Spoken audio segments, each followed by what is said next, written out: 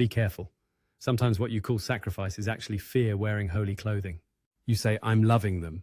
But underneath you may be afraid to leave, afraid to disappoint, afraid to be alone, afraid they will collapse, afraid they will rage, afraid of what people will say.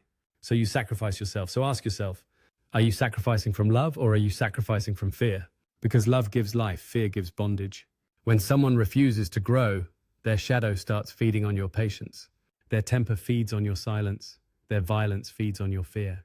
Their immaturity feeds on your overfunctioning. Their excuses feed on your compassion. That is the danger. You begin feeding the very thing that is hurting you. A person with rage must meet their rage. A person with violence must meet their violence.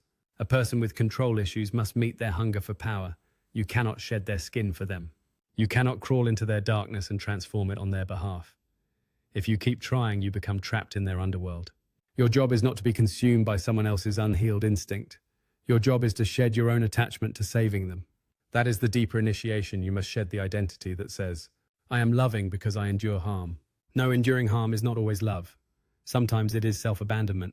Sometimes the most loving thing you can do is stop feeding the lower version of a person. You say, I see your potential, but I will not bow to your shadow.